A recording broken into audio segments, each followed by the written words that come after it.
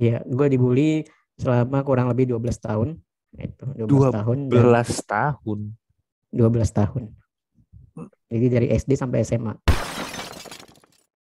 Welcome to Talk Podcast. Let's Talk Now bersama gua Andri, dan untuk guest episode kali ini gua kedatangan seorang, dia ini konten kreator dan dia menyebut dirinya sebagai HR konten kreator. Namanya Junar Asunyi. Apa kabar, Bro? Baik, baik. Iya, Junar ini gue pernah lihat Instagramnya, dia itu aktif banget bikin konten tentang HRD, seputar dunia HRD. Nah, pertanyaan gue gini, bro, lu ini memang HRD, bro, bikin konten-konten tentang HRD. Ya, sebenarnya memang awalnya sih bukan HR gitu. Awalnya berangkat memang bukan dari HRD gitu. Hmm. Cuma ada satu momen tertentu di mana gue pas kerja di startup gitu ya di kantor, Hmm. itu gue dipindahkan divisinya gitu. Jadi tadinya divisinya tuh sebenarnya lebih ke bikin konten sih. Jadi kayak ya bikin konten seputar employer branding gitu kan, yang Hmm. memperkenalkan perusahaan ke kandidat gitu. Hmm. Terus tiba-tiba gue dipindah divisinya ke HRGA gitu. Jadinya ya udah dari situ belajar tentang HR juga, belajar tentang rekrutmen, terutama Hmm. rekrutmen sih paling banyak. Jadi ya gitu, Oh, berangkatnya dari situ. oke. Kok lu bisa sih, lu dari yang bikin konten employer branding, lu dipindahin ke HR sama GA? Gimana ceritanya itu? Iya, iya. Karena dulu atasan gua itu Hmm. eh, punya berpikir bahwa si Junar ini kan lulusan psikologi dan gue emang lulusan psikologi gitu. Jadi mungkin Hmm. lulusan psikologi ada sangkut pautnya juga sama human resource gitu. Jadi ya udahlah coba dipindahin ke human resource dulu, ke SRGA dulu gitu. Dan ternyata ya memang lebih cocok di situ gitu. Jadi lebih banyak belajar juga sih. Hmm, oke, Mm. oke, oke. Berarti sebelumnya lu juga udah bikin konten juga buat diri lu sendiri, atau lu justru pertama kali bikin konten ketika lu disuruh sama perusahaan lu nih, sama bos lu nih? Iya, pertama-tama sih bikin konten buat perusahaan dulu gitu, belum bikin Hmm, konten buat diri sendiri waktu itu. hmm, Baru oke. habis itu bikin konten buat diri sendiri gitu. Hmm. Nah, lu bikin konten buat diri sendiri itu mulai kapan, bro? Itu mulai pas pandemi sih, pas sebenarnya kalau bikin konten iseng-isengnya udah lama gitu, udah dari zaman kuliah gitu. Cuman Hmm, dulu hmm, zaman kuliah cuma iseng-iseng doang. Terus pas mulai pandemi baru mulai serius gitu milih niche-nya HRD. Waktu itu pas milih niche HRD itu pas di tahun 2000 kalau nggak salah 2020 awal gitu. oke, 2020 awal, iya pasti pas ini ya, pandemi awal-awal Pas ya. pandemi. Kan awal-awal ya. Hmm, hmm, hmm, hmm. Oke, nah awal-awal lu bikin konten berarti langsung tentang ini nih, seputar HRD nih. Kalau yang pas seriusnya ya langsung HRD gitu. Tapi kalau yang iseng-isengnya sebelum-sebelumnya banyak Hmm. niche-nya campur-campur gitu. Oke. Lu memilih niche tentang HRD. Nah, lu awal-awal bikin tentang HRD itu rame, bro. Ya awal-awal enggak sih, awal-awal ya. Tapi cukup cukup banyak lah Hmm. peminatnya jauh lebih banyak daripada niche-niche gue yang sebelumnya gitu. Cuma ya lama-kelamaan naik terus gitu. Hmm. Oke, oke, oke. Tapi kan gini, bro. Gue kan juga punya temen yang juga bikin konten tentang HR ya. Kalau lu tahu lah pasti kayak macam Eza Azami gitu kan. Hmm. Nah, tapi sebenarnya gini, bro. Konten-konten tentang HR itu kan sebenarnya kan mirip-mirip ya, karena kan seputar HR paling orang banyak pertanyaannya, masalahnya tentang gimana sih caranya interview, gimana sih Hmm. kalau misalnya resign lah, apalah ya, pokoknya tentang HR lah ya, seputar kan gitu-gitu aja. Nah, Ya, tapi apa nih yang membedakan lu nih, pembedanya? Karena gue sebenarnya ngelihat lu juga Instagram lu juga lumayan banyak ya followernya, bro ya. Itu apa yang menjadi pembeda hmm. dari diri lu sendiri, bro? Hmm. Ya kalau pembeda dari gue sih sebenarnya gue lebih fokus ke CV-nya gitu, cara pembuatan CV gitu. Kenapa gue lebih Hmm. fokus ke CV? Karena gue ngerasa CV itu kayak pintu masuk gitu ya, pintu Hmm. masuk lu ketika mau Hmm. diterima kerja.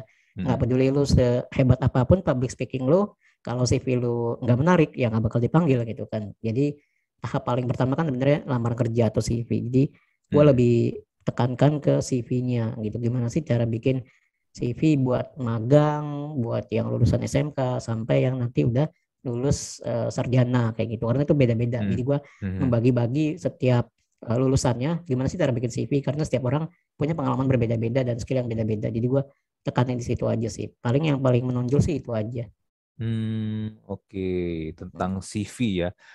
Nah, Hmm. kalau misalnya ngomong tentang CV nih, kan Hmm. nggak semua orang dibekali kemampuan atau knowledge untuk membuat CV yang baik kan.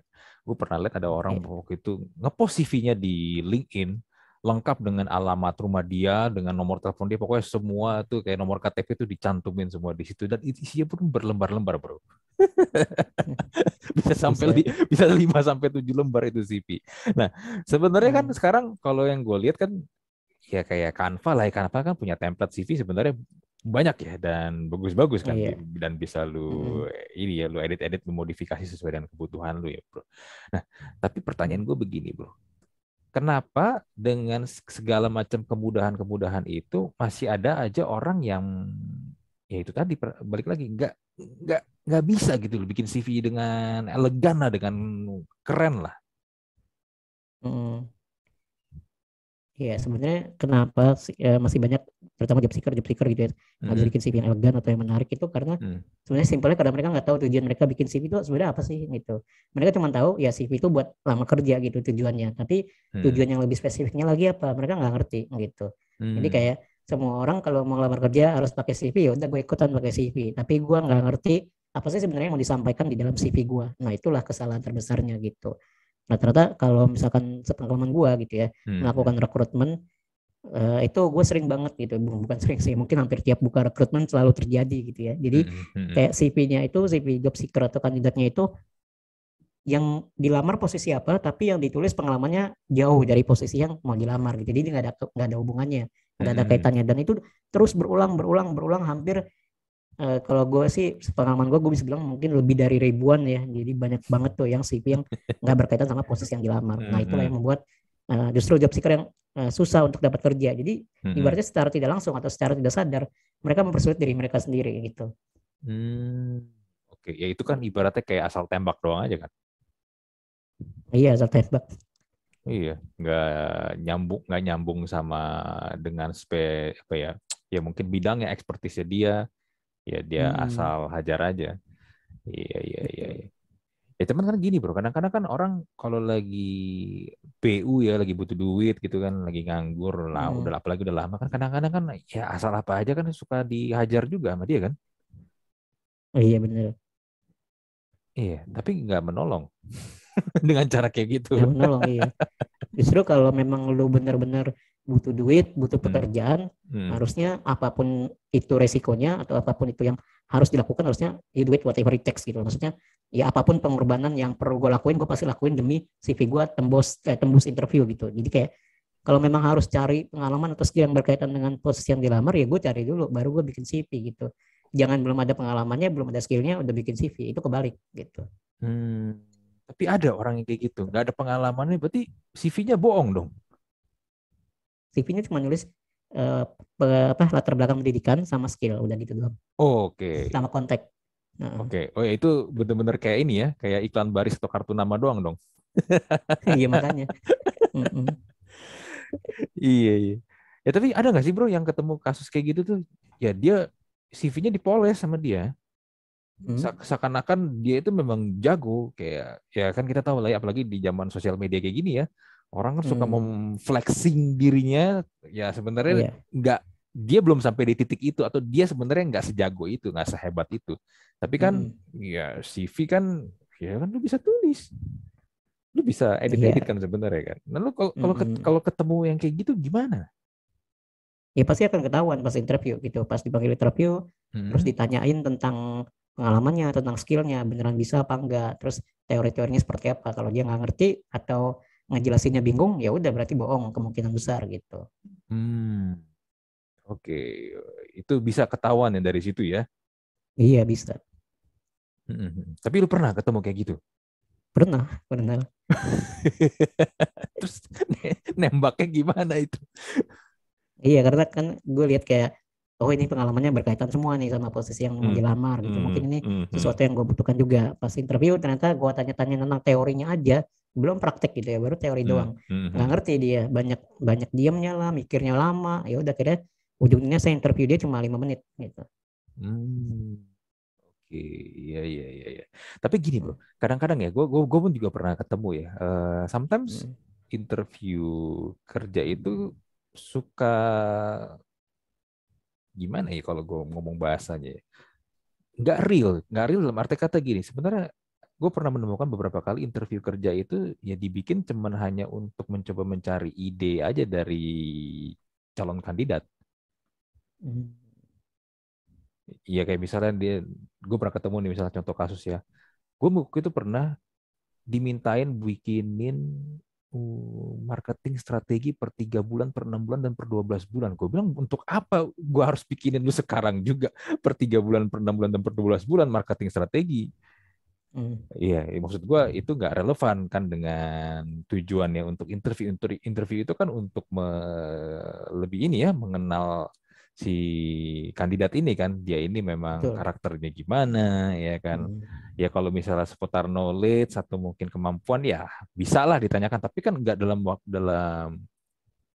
titik di mana lu suruh minta bikinin strategi kan bro, disuruh bikinin plan. Gue gak kira gue giniin, Iya. oke lu minta gue bikinin plan 3 bulan, per 6 bulan, per 12 bulan boleh, tapi lu harus bayar gue sekarang. Gue gak kerja gratis, gila aja lu. Gue nah kadang kan gitu bro. Nah kalau misalnya ada kandidat nih ketemu dengan situasi kayak begitu, kalau gue mungkin gue cara gue begitu, gue sih straight to the point aja. Tapi kan nggak semua orang bisa kayak begitu kan bro. Gimana cara Hmm. mengidentifikasinya bro? Maksudnya mengidentifikasi apa tuh? Ini gini, gimana caranya kita mengambil posisi kalau biar kita nggak dalam tanda kutip ya Hmm. kena tipu lah sebenarnya. Ini interview sebenarnya dibikin ya cuman hanya ingin coba shopping idea aja sebenarnya. Hmm. Iya, iya, iya. Sebenarnya kalau yang pernah gue lakukan beberapa kali juga atau cukup sering sih gue lakuin. Mm-mm. Kalau misalnya memang mau tahu apakah sebenarnya si kandidat ini interviewnya beneran serius niat atau cuma Mm-mm. sekedar formalitas, itu sebenarnya yang pernah atau sering gue lakuin adalah gue tanyain pertanyaan-pertanyaan yang mengarah ke problem solving gitu. Jadi kayak kalau Mm-mm. misalnya dia ditempatkan pada suatu situasi, apa yang bakal dia lakukan gitu. Kalau waktu itu yang pernah gue tanyain adalah Mm-mm. kalau misalkan bekerja dalam tim gitu ya, bekerja dalam tim, terus Mm-mm. anggaplah dalam satu tim ada 4 orang gitu ya, mungkin nggak Mm-mm. terlalu besar gitu, satu tim Mm-mm. 4 orang. Nah terus misalkan hari besok gitu ya, misalkan besok hari Sabtu, hari Sabtu gitu ya, hari Minggu gitu ya, dan Mm-mm. besok hari Minggu misalkan, atau jangan Minggu lah, Senin lah misalkan, besok hari Senin kita mau meeting gitu ya, mau Mm-mm. meeting jam 9 pagi gitu. Nah ternyata dari 4 orang itu ada satu orang yang nggak datang gitu ya, misalnya Mm-mm. teman-teman gue lah yang nggak datang gitu kan, nggak Mm-mm. datang meeting, terus ditanyain alasannya adalah karena lagi sakit, lagi nggak enak badan gitu ya. Terus tiba-tiba setelah selesai meeting gitu ya, entah sorenya atau malamnya, lu lihat dia, temen lu yang nggak datang ke meeting ini, ternyata dia lagi jalan-jalan gitu ya, jalan-jalan sama temennya gitu, mungkin Mm-mm. ya night club dan segala macam gitu ya kan. Nah Mm-mm. pasti lu bakal mikir, waduh kok ini orang malah jalan-jalan gitu ya, tadi Mm-mm. ikut meeting katanya lagi nggak enak badan gitu kan, pasti ada eh, keraguan lah gitu kan, atau ya keraguan kenapa nih orang jangan-jangan bohong gitu ya, katanya sakit Mm-mm. tapi malah jalan-jalan gitu kan. Nah akhirnya apa yang bakal lo lakukan kalau lo berada di situasi seperti itu? Apakah lo akan langsung marah, menegur, atau misalnya memberhentikannya, atau gimana gitu, atau misalnya pindahin dia ke divisi lain, atau apa Mm-mm. yang bakal lo lakukan? Nah kayak gitu, itu gue pernah nanya gitu, dan rata-rata ya jawabannya sih ya ada yang aneh-aneh, ada juga yang sebenarnya nggak jelas gitu ya, maksudnya apa gitu. Tapi Mm-mm. dulu gue juga sempat di interview, sempat ditanya pertanyaan serupa gitu, dan kalau gue sih jawabnya ya bilang aja gitu ya, besokannya ketemu si teman teman gue itu, gue tanyain gitu ya, kenapa lu nggak datang ke meeting, katanya lu lagi sakit, tapi gue lihat lu jalan-jalan gitu ya kan sama teman-teman lu. Nah gitu, nanti Mm-mm. kalau misalnya dia jawab jelasin bla bla bla bla, ya lu kasih kasih ketegasan ketegasan gitu ya. Oke, nah untuk kali ini gue bakal maafin, tapi tetap ada sanksinya, entah itu sanksinya tambahin jam kerja lah, atau mungkin tambahin tugasnya lah, atau apapun itu. Mm-mm. Tapi next time kalau misalnya dia mengulangi lagi, ya berarti akan ada konsekuensi yang lebih berat lagi, entah itu dipindahin ke divisi atau diberhentikan kayak gitu. Mm-mm. Kalau gue sih jawabnya waktu itu gitu, tapi kalau kandidat gue macam-macam lah jawabannya. Oke. Sebenarnya kan memang ada baiknya kan pertanyaan-pertanyaan lebih ke itu kan, lebih untuk ini ya, memberikan pertanyaan supaya kita ini kan istilahnya cognitive thinking lah ya. Jadi kita Benar, kita jadi sebenarnya nggak ada yang benar, nggak ada yang salah ya kan, tapi kita pengen tahu betul. kalau dia ketemu dengan situasi seperti itu respon dia bagaimana nih? Apa yang akan dia lakukan? Kan sebenarnya kita kan lebih pengen tahu kan ke situnya kan. Nah, tapi kalau balik lagi ke pertanyaan gue tadi, kadang ada aja kita menemukan keadaan sebenarnya tidak diberikan pertanyaan seperti itu, tapi memang pertanyaan yang ingin ya hanya si pembuka lowongan kerja ini hanya pengen shopping idea doang gitu loh. Hanya pengen nyari-nyari ide. Oh, gue lagi mentok nih. Gue coba buka lowongan. Siapa tahu gue dapat ide nih dari ini kandidat gue. Atau apa yang sering kalau misalnya kejadian kasus tuh misalnya kalau desain lah. Pernah kan berapa kali desain disuruh bikin desain. Oke, portofolionya diambil, dipajang, dipakai sama company-nya. Tapi dianya nggak dipanggil. Dianya nggak dipekerjakan. Oke. Gitu. Nah itu kan jadinya serba salah bro. Maksud gua kan kadang-kadang kan ya orang mau bikinin juga, mau coba melakukan sesuatu secara maksimal, tapi ternyata si kandidatnya dimanfaatkan bro. Iya. Gitu Oke, kan. Kan kalau ada aja kan company-company yang nakal kan, yang kayak gitu iya kan. pasti ada. Nah, gue pengen taunya gini loh, kalau si kandidat ketemu dengan yang modelnya yang nakal kayak gitu, mereka harus gimana bro?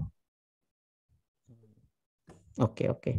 Ya sebenarnya kalau misalkan kandidat ketemu company-company yang seperti itu pastinya ya yang pertama company-nya udah nggak profesional ya, nggak Iya profesional pasti. karena ya pasti dia buka rekrutmen tujuannya bukan buat ngerekrut tapi buat bisa dibilang nyolong ide lah ya, mungkin bilangnya seperti itu. Nah, yang harus dilakukan kandidat sebenarnya ya simply kasih watermark atau copyright gitu terhadap hasil karyanya gitu. Mungkin terutama yang paling gampang watermark ya. Kalau copyright mungkin agak ribet, mungkin ribet banget gitu ya. Tapi setidaknya ada watermarknya atau ada tanda bahwa ini tuh karya gue gitu. Jadi kalau lu ambil ya lu tetap bakal kena watermark gue atau tanda hasil karya gue gitu. Jadi kayak lu mau ambil atau colong hasil karya gue pun semua orang tahu itu hasil karya gue gitu, bukan hasil karya company lo kayak gitu.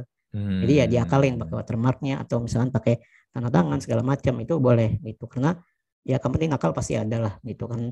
Kalau misalkan mau dilaporin pun sebenarnya boleh, tapi kalau gue sih kurang tahu ya laporannya harus kemana gitu. Jadi salah satu yang bisa dilakukan adalah watermark atau copyright atau tantangan kayak gitu sih. Oke. Setidaknya ini ya, kita juga sebagai kandidat juga jangan polos-polos amat kalau gitu dong ya. Pasti. Harus ada tindakan preventif juga nih. Iya, iya. Nah, lu ini nggak bro, sering menemukan nggak dengan, gue yakin banget lu pasti akan banyak mendapatkan pertanyaan-pertanyaan ajaib lah dari followers tuh, karena kan lu kan memberikan edukasi untuk para pencari kerja lah ya, karena kan lu lebih fokus ke CV kan, bagaimana?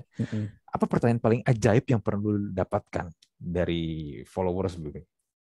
Oke, ajaibnya ini dalam tanda kutip bisa dibilang aneh lah ya. Ya ajaib aneh lah pokoknya. Lu pun nggak pernah kepikiran kok ini orang bisa berpikir dan bertanya seperti ini gitu loh. Iya. Ini baru aja, bener-bener baru, bahkan belum 24 jam. Belum dulu, oke. Belum 20. Masih fresh nih. 24 jam. Pas saat Masih kita fresh record, banget nih dari kulkas nih ibaratnya nih ya. masih kita recording ini masih fresh berarti ya? Masih fresh banget. Oke, belum lewat hari. Oke, gimana? Apa tuh? Bener-bener baru aja ada follower gue yang bertanya gitu ya. Sumpah gue bahkan nggak pernah kepikiran ada orang nanya seperti itu. Gue kayak, waduh, ini ajaib banget gitu ya. Pertanyaannya adalah, sebenarnya pertanyaan simpel, tapi menurut gue, aduh, pusing banget. Pertanyaannya adalah, dia nanya gitu ya, kalau misalkan gue nonton video-video di YouTube gitu ya, video-video edukasi dan video-video tutorial di YouTube, bisa dimasukin ke CV apa enggak? Maksudnya nggak tahu lagi. Maksudnya gue nggak pernah terpikirkan. What's history dia dimasukin ke CV dia. What's history YouTube dia kan berarti kan? Iya, pokoknya apa yang dia tonton tentang edukasi, pokoknya asal tentang edukasi lah ya, tentang edukasi, tips dan trik, apakah bisa dimasukin ke CV gitu. Gue kayaknya pengen menghilang dari dunia ini. Kenapa dia berpikir seperti itu gitu loh? Gue aja nggak tahu gitu. Lu nggak nanya balik? Lu nggak nanya kenapa dek lu bertanya kayak begitu? Tadinya gue mau nanya kayak gitu, cuma ya Hmm. menghindari kebaperan-kebaperan generasi milenial gitu kan. Biasa lah Hmm. generasi milenial kan apa-apa baper gitu kan. Jadi Hmm. udahlah gue mau tanya, udah jawab aja, gue bilang aja ya nggak bisa lah gitu. Udah simpel aja, gue nggak mau memperpanjang diskusi yang nggak penting. Oke, iya iya iya iya iya. Ya iya sih, lu Gila banget. lu nonton video edukasi di YouTube kan, iya lu masukin CV buat apaan? Makan gue aja nggak ngerti buat apa tuh. Iya, itu kan ini kan kayak orang ini aja nih, ikut online course kan suka ada tuh ya Harvard online Iya. course kan, Hmm, iya kan? Tapi dia di iya. CV-nya atau di LinkedIn-nya ditulis kalau dia lulusan Harvard. Nah, kan jadi nggak benar jadinya. Iya, iya, iya. Mm-mm. Tapi gini, gue jadi kepikirannya gini, apakah dia Mm. berpikir seperti itu? Gue nggak tahu ya, apakah senaif itu, apakah mungkin karena ini kali ya, dia berusaha mencari sesuatu yang mungkin bisa jadi nilai jual dia, bro. Karena mungkin bisa jadi ya, Mm-mm. bisa jadi Mm-mm. sampai sekarang dia belum mendapatkan apa-apa atau dia belum bikin apa-apa nih. Mm. Makanya dia kepikiran kayak begitu, Iya, ya nggak? mungkin aja. Yang gua kepikiran mungkin dia mikir kayak, oh kalau gue nonton video edukasi langsung Hmm. jadi skill gitu ya otomatis. Padahal kan skill kan harus ada praktek juga. Ya kagak lah, nggak gini. Mm. Gue sering banget mendapatkan pertanyaan kayak begini nih. Kalau Mm. nge-podcast ya, bikin podcast mah gampang, cuman ngomong doang, ya kan, cuman Mm. ngobrol-ngobrol doang. Ya, tapi gue bilang sama mereka, lu pikir cuman ngobrol-ngobrol doang, cuman ngomong doang. Apalagi kalau guestnya public figure pasti gampang. Nih gue bilang nih, kalau nggak gini nih, gue undang satu public figure, lu yang jadi host gantian lu yang ngomong, bisa gak lu? Katanya kalau nonton tuh dengerin gampang kan. Tapi kan Mm. masalahnya kalau lu baru ketemu orangnya, lu belum pernah ngobrol sama dia, ya kan? Terus Iya. terus lu juga tidak, ya kan, namanya juga ini ya, biar gimana pun, walaupun gua bilang ini bukan interview, tapi kan tetap aja kan skill untuk menggali orang itu kan perlu ada kan. Kalau enggak, Benar-benar. kalau enggak lu pasti akan selalu bingung untuk loncat-loncat dari pertanyaan satu obrolan ke obrolan berikutnya. Sedangkan kalau podcast itu kan harus terus jalan kan, tektok tektok tektok Benar. tektok gitu kan, kalau apalagi yang Iya. konsepnya kayak ngobrol begitu ya. Makanya gue bilang, dengan lu hanya melihat, nggak, belum tentu lu pasti langsung bisa. Itu kan kayak juga lu nonton Indonesian Idol lah, lu lihat Iya, iya lu benar. lihat dia nyanyi, dengan berpikir lu juga bisa bisa juga nyanyi. Mm. Itu kan beda. Iya makanya. Aduh, ada lagi gak bro yang lucu-lucu lah, yang lucu-lucu lah. Iya, yang lucu-lucu banyak sih sebenarnya.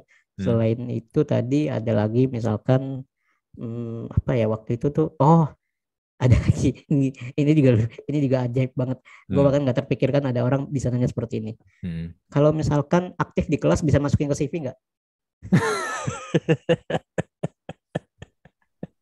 Aktif di Udah kelas. nggak tahu lagi lah. Udah diem aja gue. Itu bercanda kali bro, nggak beneran Iya kali. mungkin. Heeh, Iya, kalau aktif di kelas gitu mungkin inilah heeh. bercanda lah. Kayak aktif di kelas, gue juga aktif di kelas.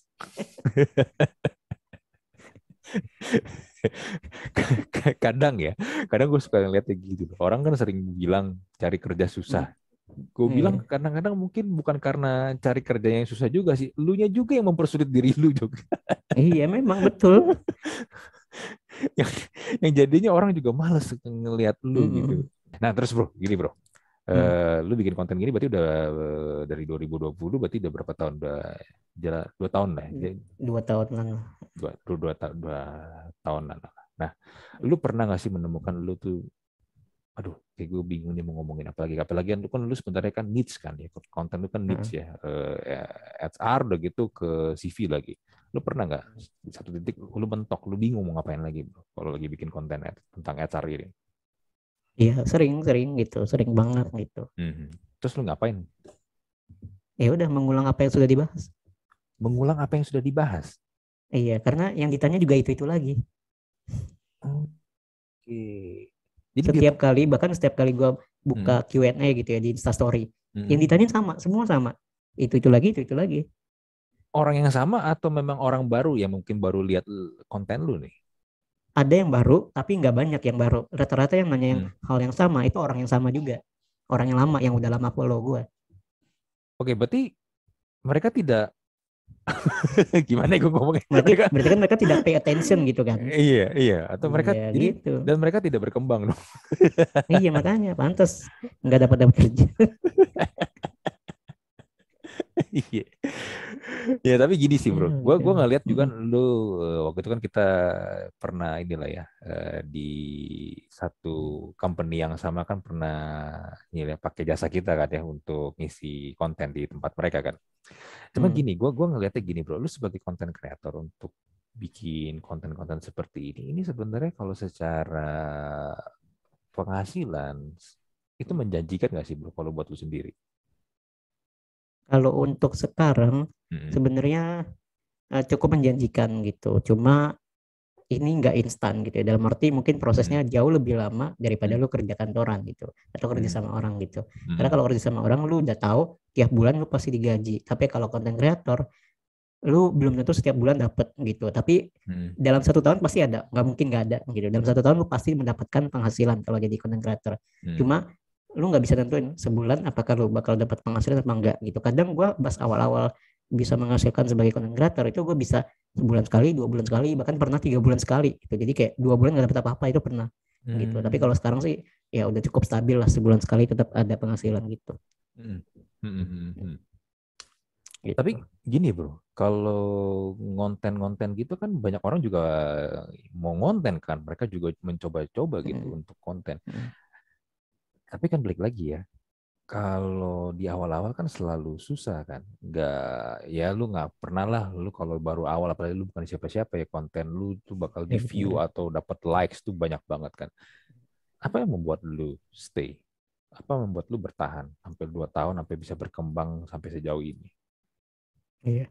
Sebenarnya yang pertama sih kalau gue pribadi gitu ya, gue memang punya Hmm. tujuan yang apa ya, ibaratnya memang pengen bantuin orang lain gitu. Dan Hmm. pas gue mulai konten yang serius itu kan di tahun 2020 di awal Hmm. pandemi gitu. Dan Hmm. di Hmm. awal pandemi gue hampir tiap hari nonton berita gitu ya, berita tentang orang susah dapat kerja karena pandemi gitu. Jadi Hmm. dari situ pun udah kelihatan oh ada masalah di sini.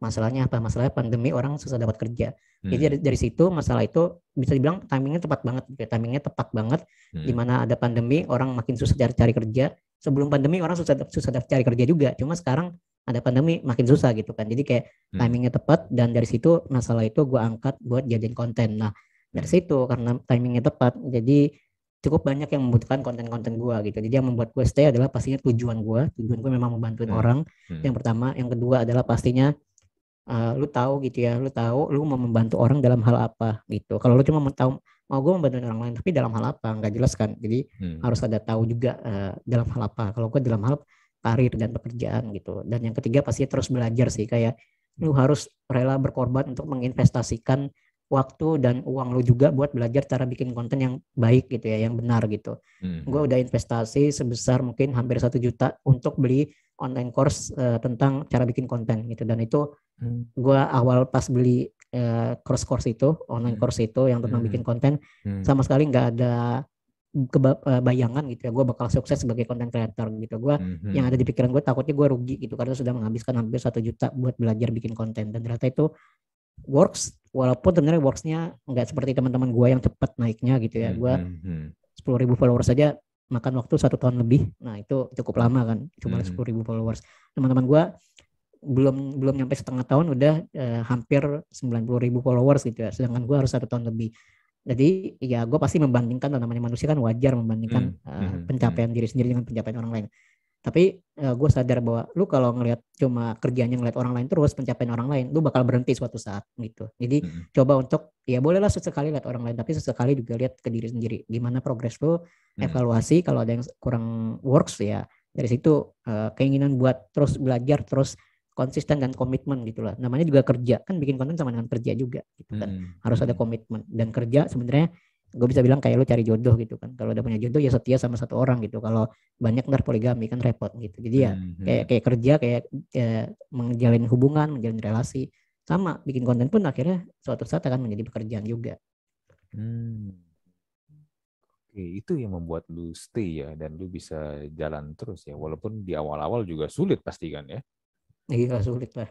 Hmm. Hmm.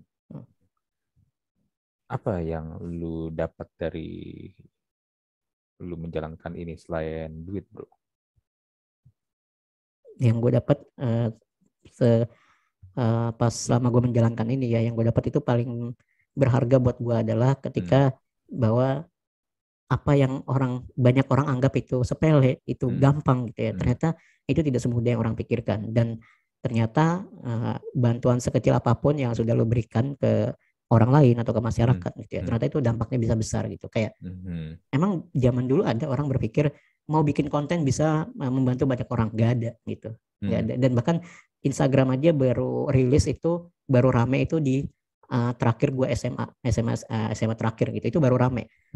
Sebenarnya kalau Instagram kalau nggak salah rilisnya pas gue awal-awal SMA, tapi sepi banget dan belum ada yang bikin konten edukasi, apalagi konten melamar kerja gitu. Bahkan zaman gue kuliah, sampai gue kuliah itu belum ada banyak yang bikin konten tentang cara melamar kerja. Paling cuma Eza doang gitu, dan Eza pun sebenarnya waktu itu belum terlalu rame karena gue cukup ngikutin dia gitu. Nah, pas gue udah mulai pertengahan kuliah sampai lulus baru rame banget konten dia gitu kan. Nah, itu pun tapi belum banyak gitu. Nah, sekarang ya mulai ada banyak lah ya, ada gue, ada Kak Vina juga waktu itu. Nah, ya dari situ banyak sih, banyak sumber-sumber yang bisa lu sebenarnya pelajari. Dan dari situ gue juga belajar bahwa oh, cuma sekedar bikin konten pun yang kata banyak orang gampang, tapi ternyata bikin konten itu susah. Dan ternyata walaupun cuma bikin konten yang sekedar cuma tulisan konten carousel doang atau single post doang atau bahkan cuma video 1 menit doang, itu bisa membantu banyak orang gitu. Jadi kayak sesimpel apapun itu bisa berharga sih, tergantung gimana cara lu melakukannya gitu.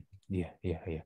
Apalagi gini ya, kalau misalnya ada yang nge-DM lu atau ada yang komen di tempat lu yang say thank you ya atas kontennya bla bla, itu ini ya, priceless banget ya. Iya makanya. Iya, gue juga ngerasain itu gila sih kalau ada yang sampai kayak begitu. Gila, nggak nyangka ya ternyata kita bikin kayak begini, kadang-kadang bikin sambil bercanda-bercanda ya, tapi ternyata ada orang yang terberkati gitu dari apa yang kita bikin. Ya, itu memang yang priceless banget sih. Nah, bro, gue juga pengen nanya nih, lu kan selain bikin konten tentang HR, lu ternyata juga bikin sesuatu yang namanya aman dari bully. Ini apa lagi nih, bro? Aman dari bully ini nih. Kenapa lu bikin beginian? Iya, sebenarnya gue bikin kayak gitu karena sebenarnya gue kan sebenarnya basicnya atau latar belakang pendidikan gue psikologi gitu kan. Jadi gue ngerasa kayak ada ilmu lain selain HR yang sebenarnya bisa gue salurkan juga, yaitu ya tentang psikologi, kesehatan mental gitu. Kenapa gue nggak bikin konten tentang kesehatan mental juga gitu kan? Karena ya sebenarnya gue masih ada lah sedikit waktu luang yang sebenarnya masih bisa diisi gitu. Jadi ya gue mencoba untuk bikin konten juga. Sebenarnya kalau untuk sekarang sih kita harapannya mungkin lebih ke branding aja ya, kayak bisa dibilang branding project lah bro, project aman dari bully ini gitu. Cuma memang harapan kedepannya ya kalau memang bisa jadi startup ya kita bisa jadikan startup, tapi kalaupun nggak bisa ya tetap akan dilanjutin terus supaya ya kedepannya bisa bantuin orang juga sih gitu. Jadi kayak menyalurkan apa yang sudah dipelajari di psikologi juga gitu. Kenapa dari sekian banyak mental health ya, maksudnya mental health itu kan ini ya, buah-buahnya banyak kan ya, ada yang mungkin mental health karena dia draining karena kerjaan, ya kan, ada juga mungkin karena toxic relationship or whatever itu ya. Tapi kenapa lu pilihnya aman dari bully? Berarti kan lu spesifik tentang bullying ini kan. Kenapa lu pilihnya itu? Simpelnya karena itu pengalaman pribadi gue.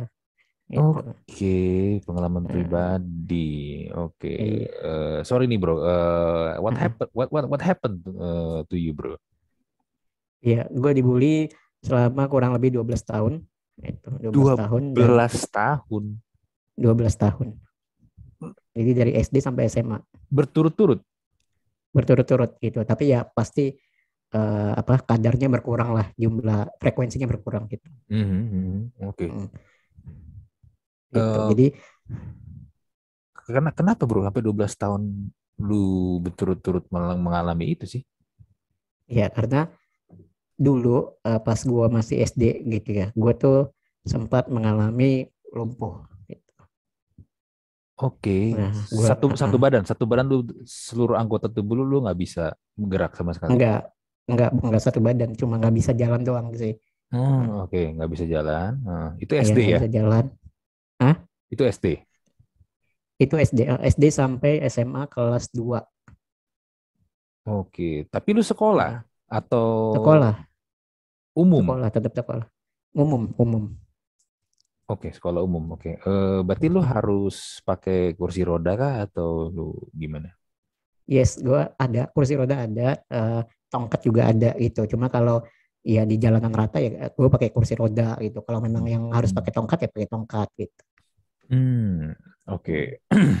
Gue sih ngebayanginnya, apalagi di Indonesia yang masih ini ya, fasilitas umum yang masih belum ramah dengan ini ya, yang orang-orang berkebutuhan khusus ya, itu pasti Iya betul. struggle banget buat lu dong. Apalagi lu sekolah di sekolah umum lagi. Iya sekolah umum. Oke, what happened bro? Kalau boleh tahu nih. Iya, sebenarnya cukup kompleks sih kalau dijelasin karena kan banyak istilah kedokterannya gitu Hmm, kan. Nah, hmm, jadi hmm, hmm, gue memang mengalami lumpuh atau nggak bisa jalan itu karena kekurangan kalium gitu ya. Kalium itu adalah sesuatu yang kita butuhkan buat beraktivitas gitu. Jadi kayak energi kita lah sehari-hari gitu. hmm, hmm, Tapi kalau penjelasan medis lebih dalamnya ya mungkin gue nggak paham gitu ya. Tapi intinya hmm, karena kekurangan kalium gitu. Nah, sejak kekurangan kalium itu jadi kayak eh, ditanya gitu kan oleh orang tua gue nanya, ya, bisa dibalikin nggak, maksudnya kaliumnya jadi normal lagi. hmm, Dokter menjelaskan bahwa bisa, memang bisa, tapi akan membutuhkan waktu yang sangat lama untuk kembali normal seperti anak-anak pada umumnya gitu. Jadi mungkin akan memakan waktu bertahun-tahun mungkin ya, kalaupun bertambah kaliumnya itu bertambahnya sedikit-sedikit gitu, lebih banyak berkurangnya daripada bertambahnya gitu. hmm, Akhirnya hmm, hmm, ya dokter mengklaim bahwa ya ini lumpuh atau nggak bisa jalan ini adalah seumur hidup gitu. Itu waktu itu dijelasinnya seperti sama dokter seperti itu. hmm, Hmm. hmm, hmm, hmm, hmm. Aduh, gue sih nggak bisa ngebayangin ya, lu lagi SD lu mengalami hal kayak begitu. Apalagi SD kan biasa kan kita lagi ini ya, lagi senang-senangnya main, apalagi SMP, Iya. SMA ya kan. Mm-mm. Terus lu tidak bisa berjalan. Aduh, gimana bro? Lu waktu itu mendengar hal itu menimpa diri lu gimana bro waktu itu? Ya kalau anak SD mah mungkin nggak tahu apa-apa gitu ya. Ya paling cuma Hmm, ya paling bertanya-tanya gitu ya, kenapa kok eh, gua yang nggak bisa jalan gitu kan, kenapa harus gua gitu. hmm, Jadi kayak hmm, ya adalah pertanyaan-pertanyaan yang mempertanyakan sesuatu yang sebenarnya kayaknya nggak harus gua deh yang ngalamin gitu kan, tapi kenapa gua gitu kan. Jadi kayak hmm, gua ngerasa berbeda, dan dari perbedaan itulah akhirnya dibully juga gitu, dan akhirnya ngerasa kayak kayaknya gue nggak punya temen deh, atau teman gue kayaknya itu doang gitu, dan hmm, dikit hmm, banget gitu, bisa dihitung dengan jari gitu. Jadi ya hmm, pasti ngerasa minder. Ya bayangin aja kayak eh, berada di satu kelas, dan satu kelasnya itu atau bahkan di satu sekolah semuanya pada lari-larian, pada jalan, gue doang hmm, yang nggak bisa hmm, gitu kan, gue cuma hmm, duduk doang di kelas sama di kursi roda. Ya jadi berbeda lah pastinya gitu. hmm. Lu pernah nggak minta sama orang tua lu supaya lu pindah sekolah, nggak di sekolah umum gitu? Pernah sih waktu itu gitu, Hmm, cuma hmm, ya waktu gue minta pindah sekolah itu sebenarnya atas dasar emosi aja gitu. Jadi hmm, nggak, hmm, pikirannya nggak jernih gitu. Cuma hmm, karena ya gue capek dibully terus, capek eh, jadi berbeda daripada orang lain gitu. Jadi hmm, ya udah gue minta pindah sekolahnya itu ya karena lagi kesel aja gitu. Jadi bukan hmm, atas dasar yang dengan pikiran yang jernih gitu. Cuma kata orang tua gue, ya nanti belum tentu sekolah lain bisa nerima gue gitu, karena sekolah ini pun sempet ada penolakan gitu, menolak gue cuma karena gue nggak bisa jalan gitu, ada penolakan sempet gitu, hmm, tapi akhirnya bisa nerima. Dan orang tua gue simpelnya mikirnya kayak gitu, kalau lo pindah sekolah bisa nggak sekolah lain menerima kondisi fisik gue gitu, atau kondisi gue yang nggak bisa jalan kayak gitu kan, belum tentu bisa gitu. hmm, hmm, hmm, hmm, hmm. Ah, tapi gini bro ya, 12 tahun Hmm. lu bertahan. Apa yang membuat lu bertahan bro dari semua bulian yang lu dapat itu? Hmm. Yang Apa dapat sih? pastinya Hmm. Terus lebih tepatnya gini kali ya, apa yang membuat lu hmm, kuat bro menghadapi itu bro? iya, yang bikin gue kuat tuh adalah sebenarnya ya gue harus bisa fokus ke hal-hal yang positif aja sih gitu, karena Mhm, waktu gue mengalami bully 12 tahun itu kan lebih banyak yang negatif ya daripada yang positif gitu. mhm, Jadi mhm, ya pastinya gue lebih fokus ke teman-teman gue yang memang pure mendukung gue gitu, walaupun mungkin cuma 3-4 orang doang gitu. Waktu itu gue mhm, jalan sama teman juga cuma itu aja temennya gitu, 3-4 orang itu doang gitu, bahkan nggak mhm, ganti sama teman lain tuh nggak ada, karena rata-rata ya bisa bilang fake friends lah ya, ya cuma Hmm. pasang dua muka gitu kan. Jadi Hmm. ya teman-temannya sama 3-4 orang itu aja. Jadi ya fokus aja ke mereka yang mendukung gua, terus fokus ke guru-guru yang memang mendukung gua juga gitu. Dan pasti ya fokus ke apa yang dikasih nasihat dari orang tua gua juga gitu. Jadi fokus ke hal-hal yang positif sih, karena kalau fokus ke hal-hal negatif takutnya nanti malah dampaknya lebih buruk lagi gitu. Hmm. Oke, oke, oke. Gue gimana ya? Gue bisa bilang lu orang kuat bro berarti sebenarnya. Walaupun lu 12 tahun ya lu menghadapi itu ya, tapi lu bisa kuat menghadapinya. Lu kuat bro. Hmm. Gak gampang lu bro. Maksud gue gini, gini deh. Iya. Mungkin gue ya, gue kalau ada yang ngebully gue bisa gue hajar duluan. Mungkin gue lebih emosi, ya kan? Iya. Mungkin gue gak punya kesabaran kayak lu kali. Tapi gini bro, lu 12 tahun, berarti kan SMA, sampai SMA bro ya. Lu kuliah, Mm-mm. lu kuliah psikologi ya, habis itu Kuliah kan. kuliah psikologi. Pas kuliah, lu udah sembuh atau masih ini sama, masih lumpuh? Gue gue tuh udah sembuhnya itu pas SMA 2 akhir. SMA kelas 2 akhir, oke. Hmm. Itu Iya. bisa jalan tuh dengan normal kah atau lu masih butuh bantuan alat kah atau Bisa gimana? jalan tapi belum normal, belum belum bisa cepat, belum bisa lama gitu. Oke. Berarti di kelas 3 teman-teman lu kan yang ngelihat lu mungkin dari zaman masih sekolah ya, mungkin kan ada teman lu juga yang dari zaman SD, SMP di Iya. SMA itu. Mm-mm. SMA kelas 3 ngelihat lu mulai bisa jalan, a- ap- apa yang mereka lihat bro, apa yang mereka rasain bro dari lu bro? Mereka berubah kah atau gimana? Berubah, pasti berubah gitu ya. Hmm. Ibaratnya gue berhasil melakukan sesuatu kan, jadi semua orang ya pada selamatin gue gitu, padahal Hmm. dulunya ngebully, sekarang tiba-tiba jadi baik gitu. Hmm. Mm. Oke. Iya, iya, iya, iya. Itu sembuh karena obat atau apa sih? Atau karena gimana? Bukan karena obat sih, tapi gue bisa bilang lebih tepatnya itu ya karena mujizat aja sih, keajaiban sih. Hmm. Mm. Hmm. Wow. Gini, gini bro, gue di awal ya ketika kita mulai recording ini ya, gue nggak menyangka Mm. lu. Maksudnya lu kan, ya lu, gue tahu lu sebagai HR content creator, lu bikin ini kan, lu juga bikin platform Mm. itu kan, Ya, aman dari bully. Tapi gue nggak tahu lu punya cerita di balik itu yang seperti ini bro. iya. Hmm. Itu gila sih. Mm. 12 tahun loh bro, 12 tahun itu lama loh bro. Iya, lama banget itu. Gila, 12 tahun tuh lama loh. Kalau misalnya Piala Dunia udah 3 kali itu. Iya kan? Iya, Iya kan? iya, Piala Dunia ada 3 kali itu. 12 tahun. iya. Iya, iya, iya, iya, iya. Waduh, terus berarti sekarang lu normal ya bro ya? Maksudnya dalam arti kata gini, normal dalam arti kata lu jalan udah, ya udah kayak kayak orang normal kan? Maksudnya lu bisa jalan, lu bisa lari segala macam gitu, beraktivitas Hmm, nggak ada hambatan atau gimana? lari nggak bisa, lari nggak bisa, Oh, lu nggak bisa lari, tapi jalan nggak jalan bisa bisa lari. dong, jalan bisa dong. Jalan bisa, jalan cepat bisa. Hmm. Oke, jadi dari pengalaman hidup lu itu, lu membuat aman dari bully ini. Lu Iya, apa nih, konten juga kah atau apa sih? konten-konten biasa. Pure konten. Lu menceritakan pengalaman hidup lu kah atau lu ngajak orang lain juga untuk ikut sharing kah, bercerita kah atau apa nih? Iya, sebenarnya buat mengedukasi aja sih, mengedukasi bahwa Hmm. ketika lu jadi korban bullying, lu tuh nggak sendirian gitu. Pasti ada aja orang mau mendukung lu gitu. Itu sih tujuan utamanya. Hmm. Hmm. Hmm. Hmm. Hmm. Hmm.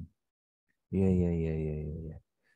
Ya, gue salut sama lu bro. Dari pengalaman lu sekarang bikin konten dan konten lu juga bisa buat impact buat banyak orang ya yang ngeliat ini ya, yang nonton atau yang follow konten lu ya.